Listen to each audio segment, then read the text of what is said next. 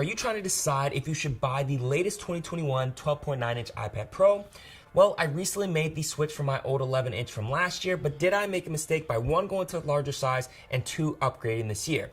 Honestly, after the latest WWDC, I'm a little worried. So in this video, I wanted to share my first impressions of Apple's latest iPad, why I decided to go with the larger version, what I was expecting with future updates, and what my recommendations would be if you're trying to choose between the different iPad options out there. So let's go ahead and get right to it. What is up, everybody? It's your boy Noah. If it's your first time here, I make videos on the latest health and productivity tech out there. So if this sounds interesting to you, make sure you hit that subscribe button. So when I initially unboxed the 12.9-inch iPad Pro, I wasn't surprised to see the standard charger, quick start guide, and Apple stickers. But when I took the actual iPad out of the box, I was really taken aback by how big the 12.9-inch was compared to my 11-inch from 2020.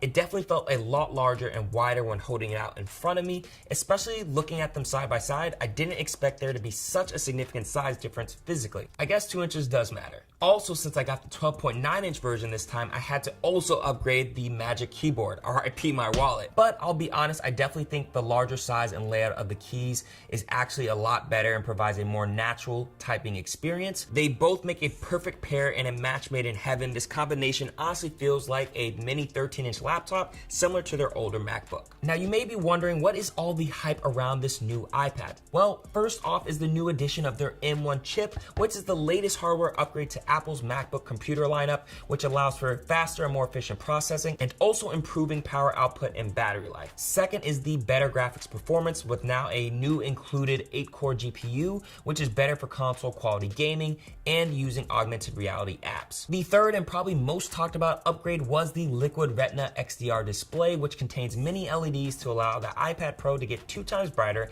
at 1600 nits at its peak brightness, and it allows for better contrast by providing deeper blacks. The fourth update was the new Thunderbolt port, which enables faster connection with external storage when transferring files and improving the connection to your external displays. We also got a new ultra-wide front-facing camera, which is 12 megapixels, and a super wide field of view, which enables the use of center stage, where the iPad uses machine learning to follow you or any subject around by zooming in and panning to make sure you are always staying within the frame on FaceTime video calls and Zoom meetings. Lastly, you get the 5G connectivity, similar to the update made for the latest iPhones last year. Now, getting into why I upgraded to the larger 12.9-inch iPad Pro. So I got a new job where they gave me a Lenovo laptop as my work computer.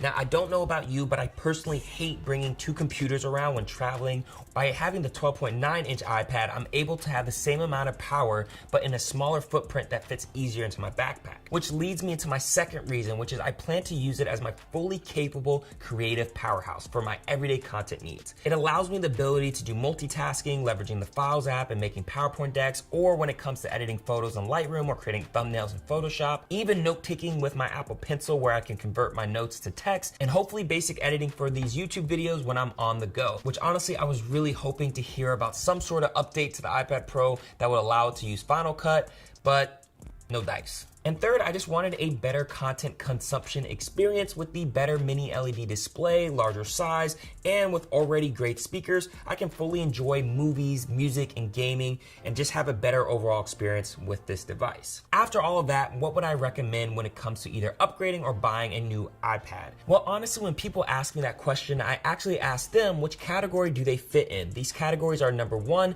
the everyday user who would use their iPad for basic tablet needs. This is everything from web surfing and average social media consumption, and they're looking for a quality, cost-conscious option. The standard iPad Air is the best choice for this group, and honestly what I would say would be great for 75 to 80% of the people out there. Number 2 is the traveler. This is someone who is looking for a pro tablet that's portable. They might be looking to pair it with the MacBook Air or Pro as an extra screen on the go.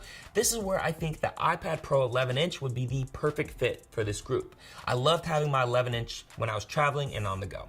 Third is the super user, which is someone who wants a maxed out iPad powerhouse, something with the bells and whistles that they can almost use as a standalone device. They might be the person who has a desktop iMac at home and want an almost just as powerful device with a larger screen for when they're out and about. This is where I think the latest 2021 iPad Pro 12.9-inch would be the perfect match for that person. The ultimate iPad for the ultimate tablet user. Personally, I still think the 2018 and the 2020 iPad Pro are still great power options to buy buy at this time. But what about you? Which camp do you see yourself fitting in? In fact, that's the question of the day. Which iPad do you feel like is right for you? Let me know in the comments below. So yeah, those are my final thoughts on the 12.9-inch 2021 iPad Pro. Did I make a mistake by getting the latest larger version?